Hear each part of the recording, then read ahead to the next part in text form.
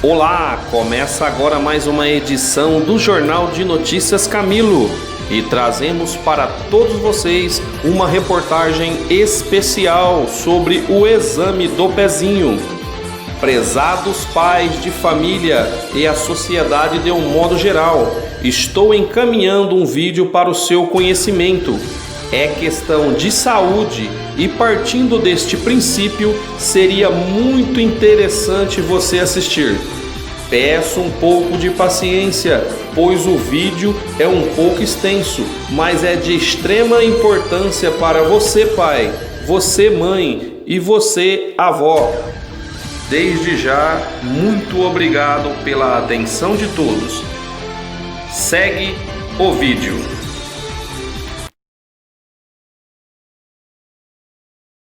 Eu nunca ouvi o meu caçula me chamar de mãe. Na minha casa também não tem barulho de bola batendo na parede, choro por causa de um joelho ralado.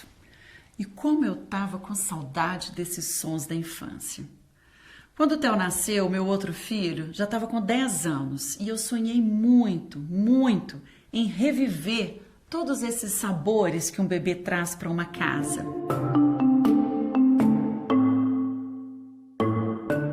Eu sempre quis ser mãe.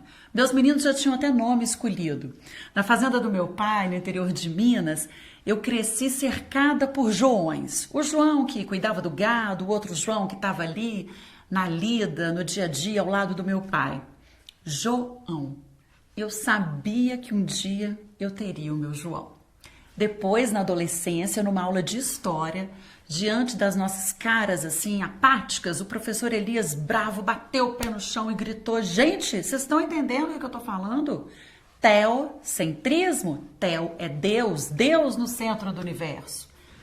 Theo, aquele nome me invadiu e numa folha de caderno, em vez de anotar os conceitos de iluminismo, que o professor estava ali, pelejando para me fazer aprender, eu escrevi João e Theo.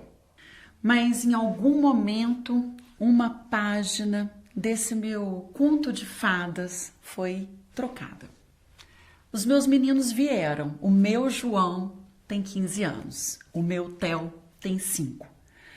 Mas a gente nunca correu junto. A gente nunca chutou uma bola, os 3 juntos.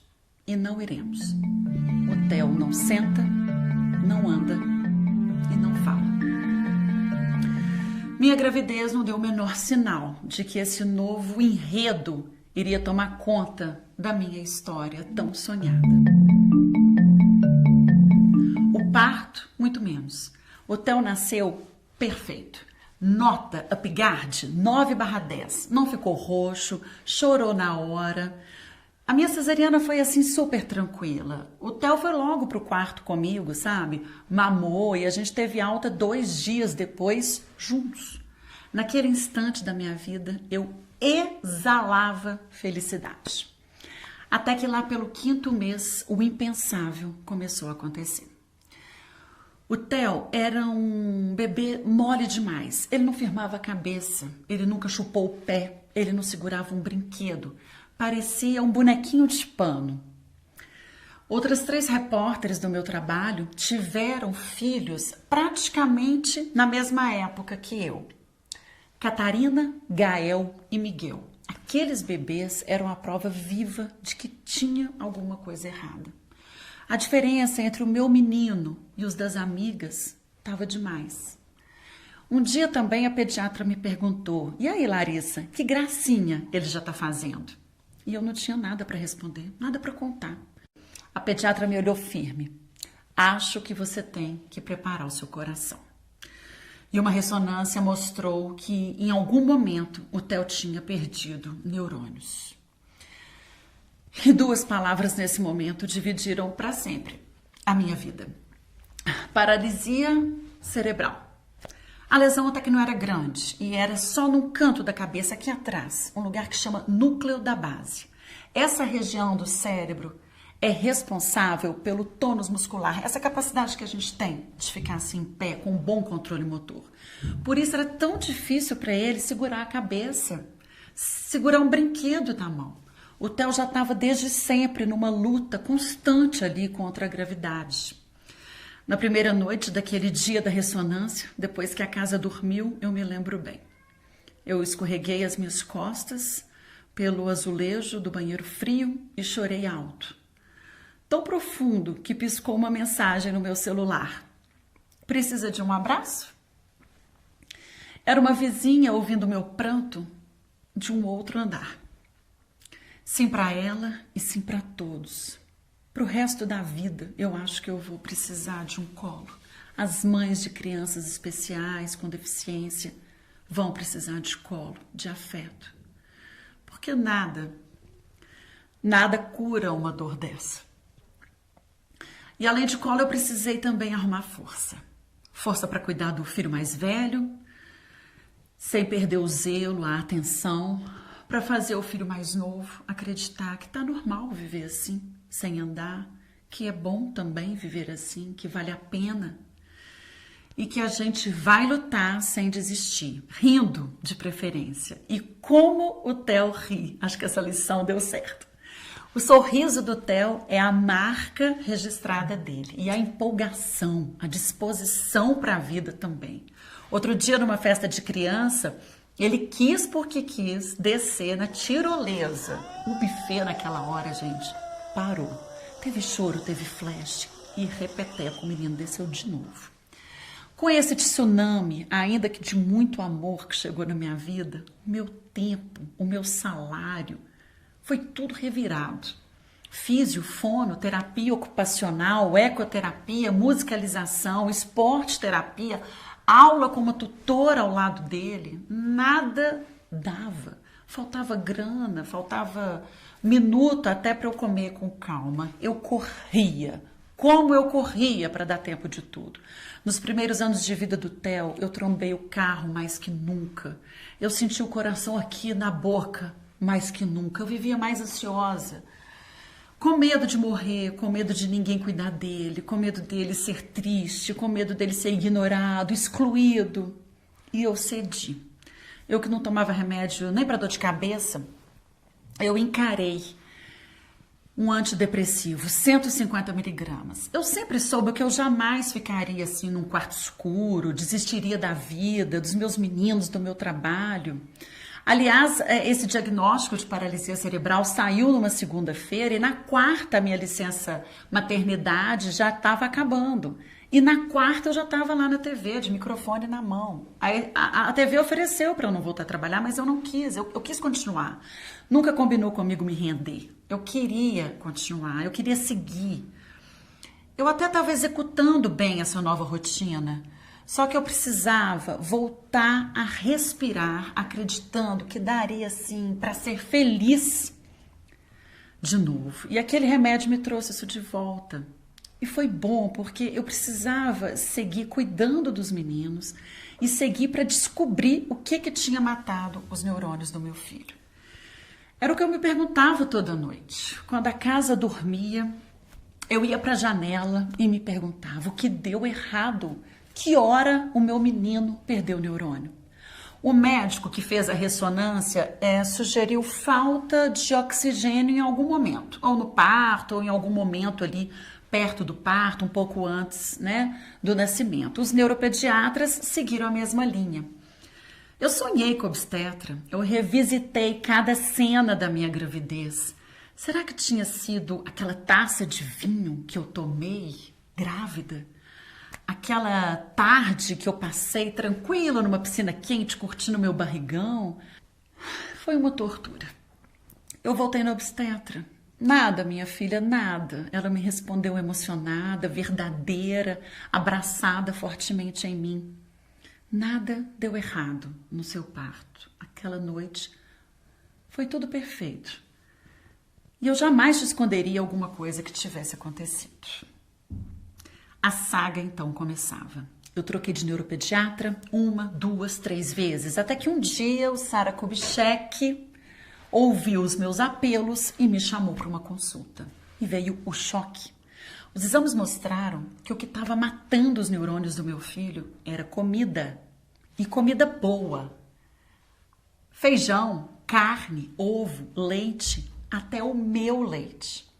TEL tem acidúria glutárica, uma doença rara, genética, chamada erro inato do metabolismo. Quem tem essa doença não pode comer livremente proteína, porque toda vez que come, perde neurônio. Funciona assim, dentro da gente tem umas tesourinhas. Cada tesoura tem uma função. Uma corta o carboidrato, a outra pica as vitaminas, a outra tesourinha tem a função de picotar a proteína. Quem dá uma perna dessa tesoura é seu pai, quem dá a outra, a sua mãe. Mas a tesourinha do TEL, que deveria cortar a proteína, não corta ou corta muito pouco. Eu dei uma perninha capenga da tesoura, o pai deu outra. É o encontro do chamado 2 genes recessivos. E assim a proteína fica inteira dentro do TEL, sem lugar, sem metabolização, e vai liberando um ácido que, quando cai na corrente sanguínea, mata neurônios dos putâmios, 2 baguinhos de feijão que ficam aqui atrás no cérebro da gente, lá no núcleo da base. Acontece com um bebê em 30 mil. Atônita, paralisada, morrendo de medo, eu perguntei: que hora, doutor? Que hora meu filho, então, começou a perder os neurônios? No primeiro gole no seu peito.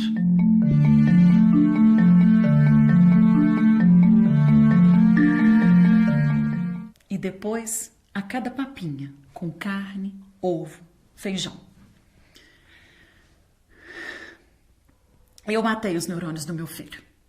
Eu sei que daí vocês devem estar gritando: não, você não teve culpa. E todos os dias eu grito para mim mesma: não, Larissa, você não teve culpa, e não tive mesmo. Mas disso eu só vou descansar quando eu morrer. O que veio depois foi tão doído quanto. O meu filho podia ter sido salvo. Tinha jeito de descobrir a doença dele antes dele perder os neurônios. O teste do pezinho serve para isso, para rastrear doença rara, genética, metabólica, logo na primeira semana de vida do bebê. E o TEL fez o teste do pezinho. Só que ninguém me contou, e possivelmente não te contou também, que o nosso teste do pezinho, o comum, aquele que a gente faz no posto de saúde, junto com as primeiras vacinas, é um dos mais pobres do mundo. Só rastreia 6 doenças. A do TEL não está entre essas 6, e por isso o exame não me mostrou que ele tem essa doença. Alguém já te falou disso? Que o nosso teste não é eficiente e que existe na rede particular um teste do pezinho melhor, chamado teste do pezinho ampliado, que rastreia até 50 doenças? Os médicos não falam, né? Não falam pra gente sobre isso. As doulas não falam, as enfermeiras também não. Por quê? O exame que custa 300, 400 reais na rede particular teria salvo o meu filho de uma cadeira de rodas. Se o exame do SUS fosse mais eficiente, meu menino também estaria correndo por aí. Se eu soubesse que ele tem essa síndrome, claro, eu ia começar a tratar meu menino logo nos primeiros dias de vida, na hora certa, com a alimentação ali orientada por um nutricionista, com pouca quantidade de proteína, e ele não teria perdido o neurônio.